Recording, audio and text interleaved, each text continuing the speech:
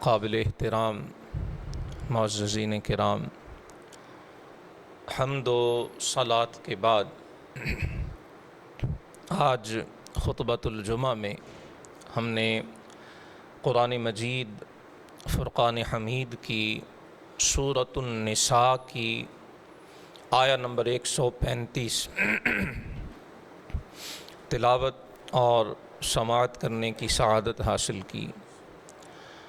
اس آیہ مبارکہ میں اللہ رب العالمین نے اہل ایمان سے مخاطب ہوتے ہوئے ایک بڑا ہی اہم حکم ارشاد فرمایا۔ یہ وہ حکم ہے جو ہماری معاشرتی زندگی کے اندر، ہمارے باہمی میل جول کے اندر اور انسانوں کے ایک دوسرے کے ساتھ جو تعلقات ہیں، جنہیں حقوق العباد کہا جاتا ہے، اس کے حوالے سے یہ حکم بڑی ہی اہمیت کا حامل ہے۔ اور مفسرین کرام نے لکھا ہے کہ یہ سورہ نساء کی آیہ نمبر 135 ہے۔ سورہ نساء مدنی ہے، ہجرت کے بعد اس کا نزول ہوا ہے۔ اس سے آگے سورۃ المائدہ ہے، وہ بھی مدنی ہے۔ جو آخر میں سورتیں نازل ہوئی ہیں ان میں سورہ مائدہ کا شمار ہوتا ہے۔ اسی سے ملتے جلتے الفاظ میں یہی حکم سورہ مائدہ میں بھی دہرایا گیا۔ اس سے آپ اس حکم کی اہمیت کا اندازہ لگا لیجیے۔ اور مفسرین فرماتے ہیں کہ ان دونوں مدنی صورتوں میں اس حکم کا تکرار، اسے دہرانا، یہ اس بات کی نشانی ہے کہ ہمارے خالق و مالک کی نگاہ میں، خالق انسانیت کی نگاہ قدرت میں، اور منزل قرآن کو قلب محمد پر نازل فرمانے والی علیم و خبیر ذات کی بارگاہ میں یہ حکم بڑی اہمیت کا حامل ہے۔ مفسرین فرماتے ہیں یہ وہ ایام تھے جب مسلمانوں کو طاقت حاصل ہو رہی تھی۔ فتح مکہ کا زمانہ قریب تھا۔ پہلے مسلمان محکومانہ زندگی بسر کر رہے تھے مکہ مکرمہ میں۔ رسول اللہ صلی اللہ علیہ وسلم نے ہجرت فرمائی، یثرب مدینۃ الرسول بنا، مدینۃ النبی بنا۔ وہ بیماریوں کا گھر، وہ شفا خانے میں تبدیل ہو گیا۔ حالات میں کروٹ لی، اب صورتحال تبدیل ہونے لگی۔ مسلمانوں کو اقتدار ملنے لگا، اختیار ملنے لگا۔ اب ان کا کردار حاکمانہ اور قائدانہ ہونے لگا ہے۔ اللہ پاک اس حکم کو تکرار کے ساتھ ارشاد فرما رہا۔ حکم سننے کے لائق ہے۔ رمضان المبارک کی نشستوں میں بار بار عرض کی، خطبہ جمعہ میں بھی اشارہ کیا، قرآن صرف تلاوت کے لیے اتارا نہیں گیا ہے، قرآن صرف ثواب کے لیے اتارا نہیں گیا ہے، یہ تو کتاب ہدایت ہے، یہ تو دلوں کو بدلنے کے لیے آیا، یہ تو ذہنوں میں انقلاب برپا کرنے کے لیے آیا، یہ تو زندوں کے شب و روز کو نمونہ حیات اور نمونہ ہدایت بنانے کے لیے اتارا گیا۔ جب تک ہم اس نقطے کو اپنے ذہن میں واضح نہیں کریں گے کہ یہ جمعہ کا خطبہ ہو، رمضان کے دروس قرآن ہوں، یا ویسے کوئی درس کی محفل ہو، مقصود محض وقت گزاری نہیں ہوتا۔ مقصود صرف وہ آدھا گھنٹہ، وہ 20 منٹ پورے کرنا نہیں ہے۔ مقصود ہے قرآن کا حکم سننا، سمجھنا، اور پھر اس پر عمل کے لیے خود کو تیار کرنا۔ پھر اپنی پوری کوشش، اپنی پوری وسعت، اپنی پوری استطاعت کے ساتھ اس پہ تعمیل کی کوشش کر کے اس کریم کی بارگاہ میں التجا کرنا کہ مولا جو کمی بیشی ہوئی ہے تو معاف فرمانے والا۔ مولا ہم کمزور ہیں، ہم ضعیف ہیں، ہم ناتواں ہیں، ہم نے اپنی سی سکت اور اپنی کوشش کے مطابق یہ کچھ جد و جہد کی ہے، الہی ہمیں اس پہ استقامت عطا فرما۔ وہ کیا حکم ہے جسے اس خاص ماحول میں اللہ پاک نے بالتکرار ارشاد فرمایا۔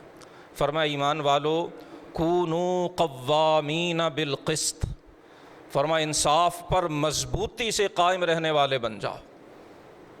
عرض کی کہ اگر پس منظر ذہن میں رکھا جائے، جنہیں مکہ سے رات کی تاریکی میں نکلنے پہ مجبور کیا گیا تھا، انہوں نے فاتحانہ شان سے مکہ میں جانا، کل جو ظالم تھے آج انہوں نے محکوم بن کر، آج انہوں نے جو ہے وہ گردنیں جھکا کر سامنے آنا ہے۔ ایمان والوں کو ذہنی طور پہ تیار کیا جا رہا کہ جب اللہ تمہیں طاقت دے، قدرت دے، اختیار دے، رویہ کیا ہونا چاہیے؟ کونوا قوامین بالقسط، فرمایا انصاف پر مضبوطی سے ڈٹ جانے والے بن جاؤ۔ شہداء للہ، اللہ کو حاضر و ناظر جانتے ہوئے اس کی رضا کے لیے گواہیاں تمہاری زبان پر۔ جب گواہی دینے لگو تو اللہ کو حاضر و ناظر سمجھا کرو۔ اللہ کی رضا کے لیے کوئی لفظ، کوئی جملہ اور کوئی بات تمہاری زبان پہ آنی چاہیے۔ وَلَوْ عَلَىٰ أَنفُسِكُمْ، فرمایا جب گواہی دینے کا موقع آئے وہ بھلے اپنی ذات کے خلاف ہی کیوں نہ ہو، پھر گواہی کو چھپانا نہیں چاہیے، پھر اسے پورا ادا کر دینا چاہیے۔ اَوِ الْوَالِدَيْنِ، فرمایا اگر گواہی کا موقع ہے اور حق جو ہے وہ تمہارے ماں باپ کے خلاف ہے، تمہیں طلب کیا جاتا ہے گواہی دینی ہے، اَوِ الْوَالِدَيْنِ، یہ قرآن کی نص ہے، ماں باپ کے خلاف بھی اگر گواہی دینا پڑے، مومن کی زبان پہ فرمایا حق ہونا چاہیے، بھلے وہ اس کے ماں باپ کے خلاف ہی کیوں۔ والاقربین، فرمایا بھلے رشتہ داروں کے خلاف ہی کیوں نہ ہو۔ ان یکن غنیا او فقیرا، جس کے خلاف تم گواہی دے رہے ہو بھلے وہ دولت مند ہے یا وہ فقیر ہے یا وہ محتاج ہے یا وہ معاشی طور پہ بڑا کمزور ہے، غریب ہے، اس کی معاشی حالت کچھ بھی ہو، گواہی دینے میں کسی امیر کی امارت اور کسی فقیر کا فقر یہ رکاوٹ نہیں بننا چاہیے۔ فاللہ اولیٰ بہما، فرمایا اللہ اس امیر اور غریب دونوں کا تم سے زیادہ حقدار ہے۔ اس غنی کا رب بھی وہ اللہ ہے، اور وہ فقیر جس کا تمہیں کوئی پرسان حال دکھائی نہیں دیتا، اللہ اس کا بھی رب ہے۔ ان کی امارت اور غربت وہ الگ معاملہ ہے، جب بات گواہی کی ہو فرمایا تمہاری زبان پہ حق آنا چاہیے۔ فلا تتبعوا الهوى ان تعدلوا، آیت کا یہ ترتیب جو ہے اس کو ذہن میں رکھیے۔ پہلے مطلقاً فرمایا کہ اپنے خلاف بھی گواہی دینی پڑے تو زبان پہ حق آنا چاہیے۔ والدین، رشتہ دار، امیر، غریب، جس کے خلاف بھی بات کرنا ہو سچ کے سوا مومن کی زبان پہ اور کچھ نہیں آنا چاہیے۔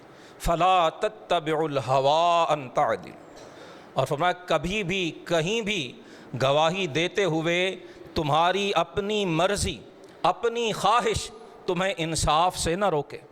ایسا نہ ہو کہ تم جانتے ہو کہ حق تو یہ ہے لیکن دل نہیں کرتا اس حق کو کہنے پہ، تمہیں سمجھ ہے، خوب پتہ ہے کہ سچ یہ ہے لیکن دل نہیں چاہ رہا اس سچ کو زبان پہ لانے پہ۔ اللہ فرما رہا ہے ایسا مت کرو۔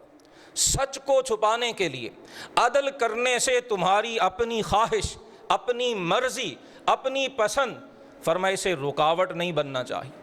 وَإِن تَلْوُوا، اگر تم فرمایا پیٹھ پھیرو گے، منہ موڑو گے، او تعرضوا، یا اعراض کرو گے اللہ کی اس ہدایت سے، عدل سے، انصاف سے، حق کی گواہی دینے سے، کسی بھی وجہ سے فرمایا اگر تم رکو گے، اسے چھپاؤ گے، فَإِنَّ اللَّهَ كَانَ بِمَا تَعْمَلُونَ خَبِيرًا، تم جو بھی کرتے ہو اللہ اس سے خوب باخبر ہے۔ گواہی سچی دی ہے یا جھوٹی دی ہے، عدالت کو دھوکہ دے سکتے ہو، فریقین کو دھوکہ دے سکتے ہو، انسانوں کو دھوکہ دے سکتے ہو۔ ان اللہ کان بما تعملون خبیرا، اللہ تمہارے کیے ہوئے اور تمہاری زبانوں سے نکلے ہوئے جملوں اور ان کی حقیقتوں سے خوب باخبر ہے۔ مفسرین فرماتے ہیں یہ آیہ مبارکہ جیسے اس کے ظاہر سے آیا ہے کہ ظاہری طور پر یہی پتہ چلتا ہے کہ یہ عدالتی معاملات سے متعلق ہے۔ جب کہیں کوئی فیصلے کا معاملہ ہے، دو فریقوں میں اختلاف رائے ہے، کوئی جھگڑا ہوا ہے، کوئی ڈسپیوٹ ہوا ہے، وہاں گواہی دینے کا معاملہ پیش آیا ہے، تو اس آیہ مبارکہ نے ہر چیز کو واضح کر کے کھول کے بیان کر دیا کہ جو بھی موقع ہو، جہاں بھی ہو، تمہیں گواہی دیتے ہوئے ہمیشہ حق اور سچ کو پیش نظر رکھنا چاہیے۔ لیکن اس کے ساتھ ساتھ یاد رکھیں یہ آیت عام ہے، بعض اوقات معاملہ عدالت میں نہیں ہوتا، زندگی کے عام معاملات میں، گھر میں، کہیں ڈرائنگ روم میں، کہیں کسی جگہ جب ہم اکٹھے بیٹھتے ہیں، کوئی بات ہوتی ہے کسی کے حق میں اور کسی کے خلاف، یہ آیت عام ہے۔ فرمایا تم جہاں کہیں بھی بیٹھے ہو، اگر کسی کے حق میں بات کرنے لگے ہو تو یہ تمہارا بات کرنا ایک لحاظ سے اس کے حق میں گواہی دینا، اور اگر کسی کے خلاف بات کرنے لگے ہو تو یہ اس کے خلاف بات کرنا، یہ بھی دراصل اس کے خلاف گواہی دینا۔ سو بات کرتے ہوئے دھیان رکھا کرو کہ اللہ نے تمہیں ہدایت کیا عطا فرمائی، اللہ پاک نے تمہیں تعلیم کیا دی۔ فرمایا جو بات کہنے لگو وہ بات مبنی بر حق ہونی چاہیے، وہ مبنی بر صداقت ہونی چاہیے، وہ حقائق پہ مبنی ہونی چاہیے۔ اور اگر حقیقتوں تک تمہاری رسائی نہیں ہے، بہت سے معاملات کی حقائق سے انسان بے خبر ہوتا ہے، تو پھر قرآن ہمیں کیا نصیحت کرتا؟ جس معاملے کی حقیقت کا ہمیں علم نہیں ہے، اس بارے میں قرآن حکیم نے ہمیں ہدایت یہ دی ہے، وَلَا تَقْفُ مَا لَيْسَ لَكَ بِهِ عِلْمٌ۔ فرمایا جس چیز کا تمہیں پتہ نہیں ہے پھر اس کے پیچھے مت پڑو، اس پر رائے دینا، اس پر تبصرہ کرنا اور اس پر سچ یا غلط کا لیبل لگانا، پھر یہ ہماری ذمہ داری نہیں بنتی۔ جس بات کا ہمیں علم نہیں ہے، جس حقیقت کا ہمیں پتہ نہیں ہے، اس کے بارے میں ہمیں بات کرنے سے گریز کرنا چاہیے، ہمیں اس سے بچنا چاہیے، ہمیں اپنی زبان کو ایسے معاملے میں آلودہ نہیں کرنا چاہیے جس معاملے کی حقیقت ہم پر آیا ہی نہیں۔ یہ بڑی اہم تعلیم ہے جو قرآن حکیم نے ہمیں دی۔ آج جس ماحول میں ہم رہ رہے ہیں، اور خصوصاً ہمارے وطن عزیز کی جو صورتحال بنی ہوئی ہے، یہ آیہ مبارکہ میں ضرور عرض کروں گا جہاں تک میری آواز جا رہی۔ آپ احباب تشریف فرما ہیں، جو میری گفتگو سنیں گے ان کی خدمت میں کم از کم یہ ضرور گزارش ہے کہ آپ کسی بھی معاملے میں، وہ مذہبی معاملہ ہو، وہ سیاسی معاملہ ہو، وہ خاندانی معاملہ ہو، وہ گلی محلے کا معاملہ ہو، وہ تجارت کا، وہ مارکیٹ کا، وہ بازار کا، وہ فیکٹری کا، وہ کوئی بھی معاملہ ہو، سورہ نساء کی یہ آیہ نمبر 135 عام ہے کہ کسی بھی معاملے میں جب ہم اپنی زبان کھولنے لگیں، ہم کوئی بات کہنے لگیں، تو ہمیں اس میں بڑی چھان پھٹک سے کام لینا چاہیے، ہمیں اس میں بڑی احتیاط کرنی چاہیے۔ بے احتیاطی سے اس زبان کا استعمال مسلمان کے لیے شدید نقصان دہ، وہ مسلمان کے لیے حد سے زیادہ نقصان دہ ثابت ہوا کرتا۔ ہمارے سامنے رسول اللہ صلی اللہ علیہ وسلم کا اسوہ حسنہ ہے، صحابہ کرام کی مقدس زندگیاں ہیں، اہل بیت اطہار کے معمولات مبارکہ ہیں، سلف صالحین کی روشن زندگیاں ہیں۔ ان سب سے جو بات ہمیں پتہ چلتی ہے وہ بات یہ ہے کہ اختلاف رائے ہر زمانے اور ہر دور میں رہا ہے۔ خود رسول اللہ کے زمانے مبارکہ میں حضور کو اللہ نے حکم دیا تھا کہ آپ اپنے صحابہ سے مشورہ فرمایا کر، شاورہم فی الامر، آپ صحابہ سے معاملات میں مشورہ کیا کیجیے، باوجود اس کے کہ اللہ کے رسول پر وحی نازل ہوا کرتی۔ اور یاد رکھ لیجئے رسول اللہ صلی اللہ علیہ وسلم کے سوا یہ کسی کا منصب نہیں ہے کہ اس کی زبان سے نکلی ہوئی ہر بات حق ہو۔ اللہ کے رسول کے سوا جو شخص یہ دعویٰ کرتا ہے کہ جو میں کہہ رہا ہوں وہ سچ ہے اور جو دوسرا کہہ رہا ہے وہ جھوٹ ہے، وہ غلط ہے، ایسا دعویٰ کرنے والا کبھی بھی سچا ہو سکتا نہیں ہے، وہ کبھی بھی سچا نہیں ہے۔ یہ منصب محمد الرسول اللہ کا تھا کہ حضور جو فرماتے تھے وہ حق ہوا کرتا۔ یہ آپ کی شان تھی کہ زبان کریم کو انگلی میں پکڑ کے فرمایا تھا اکتب۔ سیدنا عبداللہ بن عمرو بن عاص رضی اللہ تعالی عنہ حضور کے اقوال مبارکہ، احادیث طیبہ، فرامین عالیہ لکھ لیا کرتے تھے۔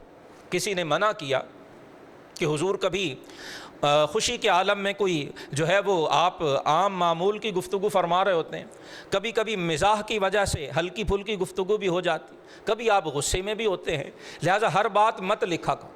حضرت عبداللہ بن عمرو بن عاص نوجوان تھے، کسی بڑے نے سمجھدار نے منع کیا، انہوں نے لکھنا چھوڑ دیا۔ اللہ کے رسول صلی اللہ علیہ وسلم نے دریافت فرمایا کہ کیا وجہ ہے کہ بھائی پہلے آپ لکھتے تھے اب کیوں نہیں لکھتے؟ عرض کی یا رسول اللہ ایسے ایسے فلاں صاحب نے مجھے کہا تو میں نے اس کے بعد لکھنا چھوڑا دیا۔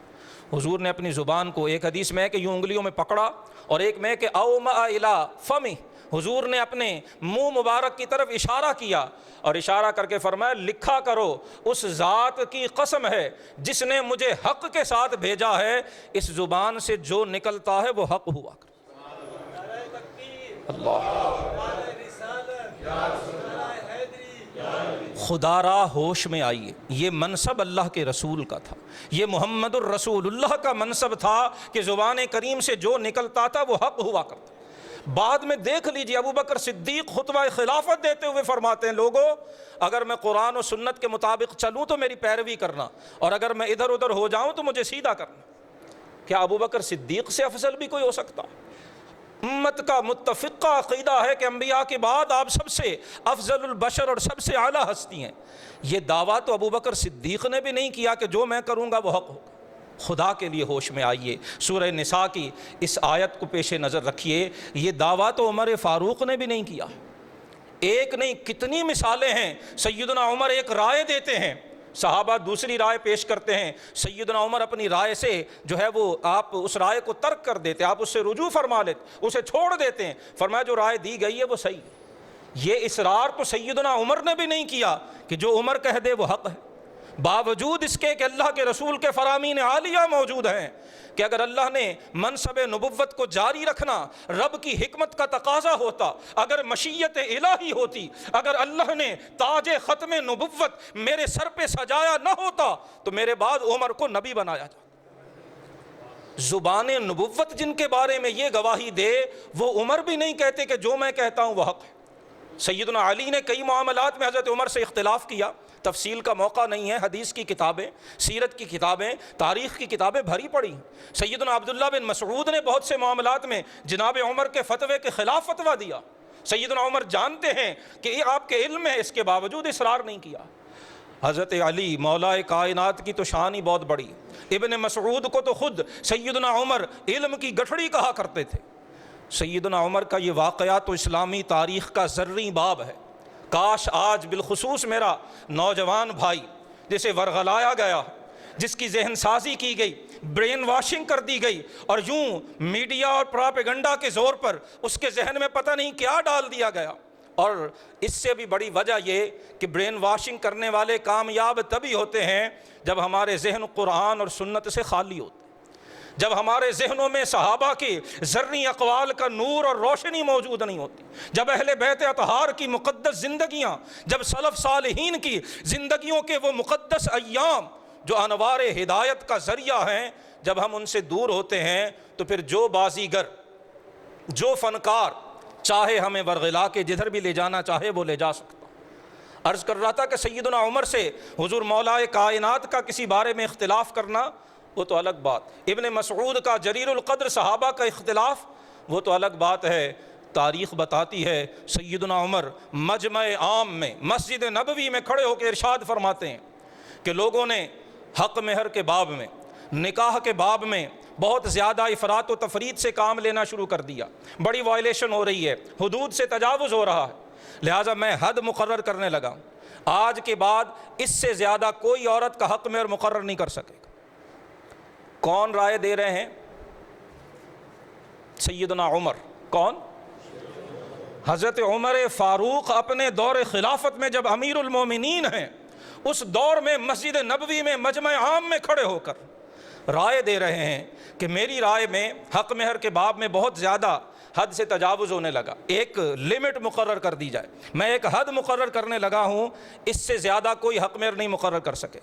صحابہ خاموش ہیں، ایک خاتون کھڑی ہوتی، اسلامی تاریخ کے جتنے اوراق ہیں کھنگال ڈالیے، مصادر کو پڑھ کے دیکھ لیجئے، تاریخ کو اس عورت کا نام بھی یاد نہیں۔ آج ہم جس معاشرے میں سانس لے رہے ہیں بدقسمتی سے، آج سیاسی معاملات میں اختلاف رائے کو ہم نے ایمان اور کفر کے برابر قرار دے لیا۔ آج سیاسی معاملات میں جن کی کوئی بنیاد نہیں، جن کی کوئی حقیقت نہیں، ہم دوسروں کو اپنی رائے سے اختلاف کا حق دینے پہ آمادہ نہیں ہو رہے۔ اور قرآن کیا کہہ رہا ہے؟ قرآن جن کے سامنے اترا تھا، جنہوں نے قرآن کی آیات کو اپنی آنکھوں سے اترتا ہوا دیکھا تھا، ان کا طرز عمل کیا تھا؟ اور معاملہ سیاسی نہیں، معاملہ دینی ہے۔ مسجد نبوی کا میدان ہے، مسجد نبوی کا فرش ہے، مسجد نبوی کی وہ مقدس جگہ ہے، اور دینی بارے میں، دینی مسئلے پہ رائے کون دے رہا ہے؟ اللہ اکبر، عمر بن خطاب۔ آج تک جمعہ کے دن ممبروں پہ جن کا یہ لقب پکارا جاتا ہے الموافق رأیہ بالوحی والکتاب، جن کی رائے کے مطابق قرآن کی 20 سے زیادہ آیتیں نازل، فرما رہے ہیں کہ میری رائے میں حق مہر کی حد مقرر کر دینی چاہیے۔ ایک خاتون کھڑی ہوتی ہیں، کوئی پتہ نہیں کون ہے، کس قبیلے سے ہے، نام تک تاریخ کے صفحات میں رقم نہیں ہے، کھڑے ہو کر کہتی ہیں عمر اللہ نے تو حق مہر کی حد مقرر نہیں کی ہے، اللہ نے تو فرمایا کہ ان آتیتم احداہن قنطارا فلا تاخذوا منہ شیئا، اگر بیویوں کو ڈھیروں کا ڈھیر مال بھی حق مہر میں دے چکے ہو، علیحدگی ہو گئی ہے تو واپس لینے کا حق نہیں ہے تمہیں۔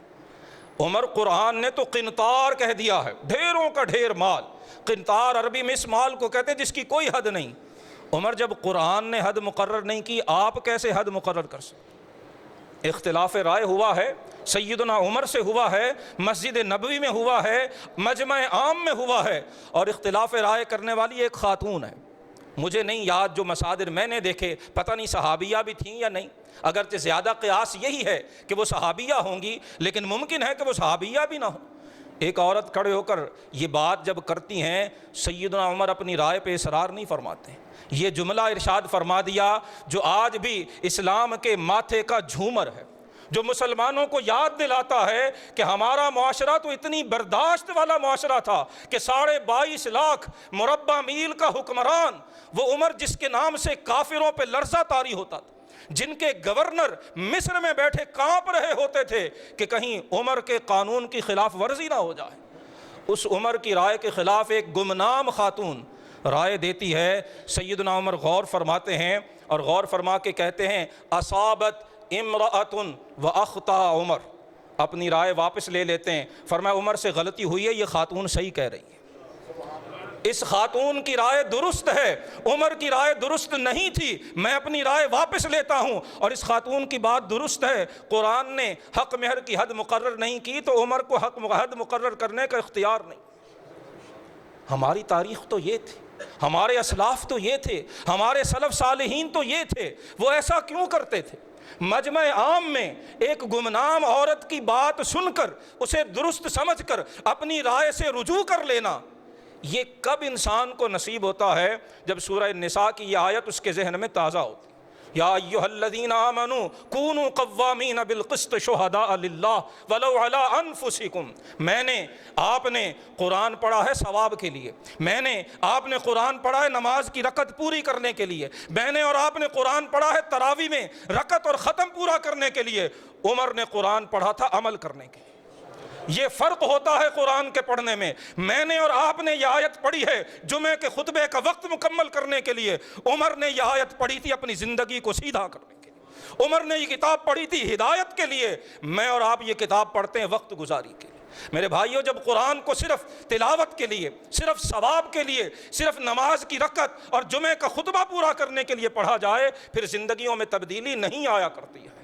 اور جب کتاب ہدایت کو، جب قرآن کو اللہ کا حکم سمجھ کے پڑھا جائے، جب قرآن کو دلوں کی دنیا کو زیر و زبر کرنے والی اور دلوں کو ہدایت کی شاہراہ پہ گامزن کرنے والی کتاب سمجھ کے پڑھا جائے، پھر کسی گمنام خاتون کی رائے بھی اگر میری رائے کے خلاف ہو لیکن درست ہو تو مجھے اسے ماننے میں کوئی آر نہیں ہوا کرتا۔ ایمان والو کونوا قوامین، فرما حق کے لیے کھڑے ہونے والے بن جاؤ، حق کے لیے ڈٹ جانے والے بن جاؤ، حق کے لیے زبان کھولنے والے بنو، ولو علی انفسکم، بھلے وہ تمہاری اپنی ذات کے خلاف ہی کیوں نہ، اپنے والدین کے خلاف ہی کیوں نہ ہو۔ اقربین، اس سے مراد رشتہ دار بھی ہیں، اور جس سے بھی ہمارا تعلق ہے وہ تعلق دوستی کا ہے، وہ تعلق سیاسی حوالے سے ہے، معاشرتی حوالے سے ہے، کاروباری حوالے سے ہے، یا کسی بھی حوالے سے، وہ اقربین میں شامل ہے۔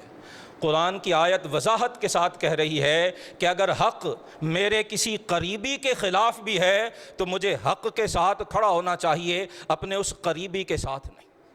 کاش ہم قرآن کی اس آیت پہ غور کرتے۔ سیدنا عمر کی بات عرض کی، صحابہ کا تو دور ہی زبان نبوت نے بہترین ادوار میں قرار دیا، اس کے بعد بھی تابعین کے زمانے میں بھی اسلام کی تاریخ بڑی زرعی ہے۔ امام الائمہ، کاشف الغمہ، امام اعظم ابو حنیفہ رضی اللہ تعالی عنہ، آپ کے زمانے میں ایک اور بہت بڑے امام، قرآن و حدیث کے بہت بڑے عالم، اپنے دور کے بہت بڑے فقیہ، بہت بڑے مجتہد، حضرت امام اوزاعی رضی اللہ تعالی عنہ۔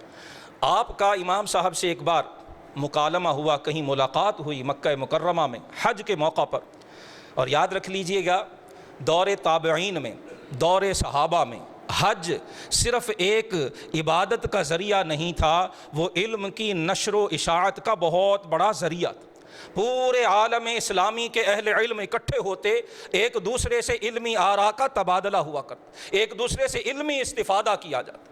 حج کے موقع پر امام اوزاعی اور امام اعظم ابو حنیفہ رحمہم اللہ تعالی دونوں کی ملاقات ہوئی۔ امام اوزاعی امام اعظم سے پوچھتے ہیں کہ ابو حنیفہ کیا وجہ ہے کہ آپ اور عراق والے، امام ابو حنیفہ کا تعلق چونکہ عراق سے تھا، آپ کوفہ میں رہتے تھے، وہیں آپ نے زندگی بسر فرمائی، تو امام اوزاعی نے کہا کہ عراق کے لوگ جو ہیں وہ جب رکوع میں جاتے ہیں اس وقت رفع یدین نہیں کرتے، اور جب رکوع سے اٹھتے ہیں اس وقت بھی رفع یدین نہیں کرتے۔ امام اوزاعی کا تعلق حجاز سے تھا، جسے آج ہم سعودی عرب کہتے ہیں، آپ اس علاقے کے رہنے والے۔ تو امام ابو حنیفہ سے جب انہوں نے پوچھا کہ عراقی جو لوگ ہیں وہ رکوع میں جاتے ہوئے اور اٹھتے وقت رفع یدین کیوں نہیں کرتے، تو امام اعظم ابو حنیفہ نے جواب دیا، لم یصح فی ذلک شیء عن رسول اللہ صلی اللہ علیہ وسلم، فرمایا ہم اس لیے رفع یدین نہیں کرتے کہ اس باب میں رسول اللہ صلی اللہ علیہ وسلم سے صحیح سند سے کوئی چیز ثابت نہیں۔ امام اوزاعی نے فرمایا کیف ذلک، آپ یہ کیسے کہہ سکتے ہیں؟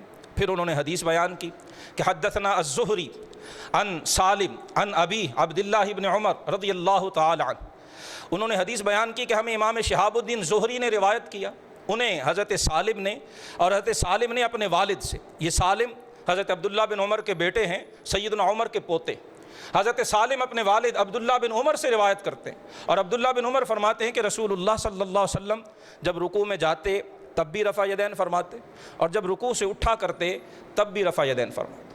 جب امام اوزاعی نے یہ حدیث پیش کی، امام اعظم ابو حنیفہ رحمہ اللہ تعالی، آپ نے فرمایا کہ اب میری حدیث بھی سن لیجئے۔ فرمایا حدثنا حماد عن ابراہیم النخعی عن علقمہ والاسود عن عبداللہ بن مسعود رضی اللہ تعالی عنہ، آپ فرماتے ہیں مجھے حضرت حماد نے، انہیں حضرت ابراہیم نخعی نے، انہیں حضرت علقمہ اور اسود دونوں نے حضرت عبداللہ بن مسعود رضی اللہ تعالیٰ عنہ سے یہ حدیث روایت کی کہ حضرت ابن مسعود فرماتے ہیں کہ رسول اللہ صلی اللہ علیہ وسلم جب نماز شروع فرماتے تو حضور نماز کے آغاز میں ہاتھوں کو بلند فرماتے، پھر ساری نماز میں کہیں بھی آپ ہاتھ بلند نہیں فرمایا کرتے۔ جب امام اعظم ابو حنیفہ نے یہ حدیث بیان کی تو اوزاعی کہنے لگے کہ میں آپ کو زہری اور سالم اور عبداللہ بن عمر سے روایت کرتا ہوں، اور آپ حماد، ابراہیم اور علقمہ سے روایت کرتے ہیں۔ یعنی انہوں نے کہا کہ حدیثیں تو دونوں ہیں، لیکن امام اوزاعی کے نزدیک ان کے بیان کی ہوئی حدیث زیادہ مضبوط اور مستند تھی۔ امام صاحب نے فرمایا کہ اب ہم راویوں کا تجزیہ کر لیتے۔ فرمایا آپ نے روایت کیا زہری سے، میں روایت کر رہا ہوں حماد سے، اور دنیائے حدیث سے پوچھ لیجئے، حماد زہری سے بڑے فقیہ ہیں۔ حماد کے پاس جو حدیث کی فقہ اور سمجھ ہے وہ زہری سے بڑھ کر ہے، سو جو میرا راوی ہے وہ آپ کے راوی سے زیادہ فقیہ۔ دوسرے نمبر پر سالم آپ کے راوی ہیں اور میرے راوی ابراہیم نخعی ہیں۔ ابراہیم نخعی سالم سے زیادہ فقیہ ہیں، ان سے زیادہ حدیث کی سمجھ بوجھ رکھنے والے ہیں۔ اور علقمہ اور اسود، حضرت عبداللہ بن عمر اگرچہ صحابی ہیں لیکن علقمہ اور اسود تابعی ہوتے ہوئے بھی فقہ حدیث میں ان کا رتبہ بہت بلند ہے، اگرچہ صحابی کے رتبے کو کوئی دوسرا پہنچ نہیں سکتا۔ اور پھر آپ نے فرمایا عبداللہ ہوا عبداللہ، میں عبداللہ بن مسعود سے روایت کرتا ہوں۔ صحابہ میں جو فقہا صحابہ تھے ان میں جناب ابن مسعود کا شمار ہوتا تھا۔ خود حضرت عمر ابن مسعود کو جب کوفہ بھیجنے لگے ہیں تو اہل کوفہ سے فرمایا تھا کہ میں خود پہ ترجیح دے کے انہیں بھیج رہا ہوں، مجھے مدینہ میں ان کے علم کی ضرورت تھی۔ فرمایا سو میرے جو حدیث کے راوی ہیں جس میں یہ روایت کیا گیا کہ حضور ابتدائے نماز میں رفع یدین فرماتے اور باقی ساری نماز میں کہیں بھی نہیں فرماتے تھے، یہ حدیث آپ کی پیش کی ہوئی حدیث سے زیادہ مستند اور اس کے راوی اس سے زیادہ مضبوط اور زیادہ فقیہ۔ جب امام صاحب نے یہ تفصیل پیش کی، اس روایت میں ہے کہ امام اوزاعی خاموش ہو گئے اور پھر کبھی اعتراض نہیں کیا، پھر کوئی اعتراض نہیں کیا کہ آپ رفع یدین کیوں نہیں کرتے۔ اس سے ایک تو یہ بات پتہ چلتی ہے کہ جو یہ پروپیگنڈا کرنا ہے کہ رفع یدین نہ کرنے کے بارے میں کوئی حدیث نہیں ہے، یہ بھی درست نہیں ہے۔ اس میں بھی اکثر و بیشتر ہم حق سے انحراف کر رہے ہوتے ہیں، یا جانتے بوجھتے اور یا لا علمی کی بنا پر۔ اور دوسرا یہ بھی پتہ چلتا ہے کہ یہ فروعی مسئلہ ہے، اور فروعی مسائل میں دور صحابہ سے اختلاف رائے موجود رہا ہے، لیکن کبھی کسی صحابی نے یا تابعی نے اس اختلاف رائے کو بیان کرنے کے لیے ادب کا دامن ہاتھ سے نہیں چھوڑا ہے، وہ دائرہ ادب سے کبھی باہر نہیں نکلے ہیں۔ انہوں نے ادب کے دائرے میں رہتے ہوئے، تمیز کے دائرے میں رہتے ہوئے، ایک دوسرے کے احترام کو ملحوظ رکھتے ہوئے اپنی اپنی رائے رکھی بھی ہے، پیش بھی کیا ہے، تحریر بھی کیا ہے، اسے اگلی نسلوں تک منتقل بھی کیا ہے، لیکن کبھی بھی ادب کے دائرے سے اپنا پاؤں انہوں نے باہر نہیں نکالا۔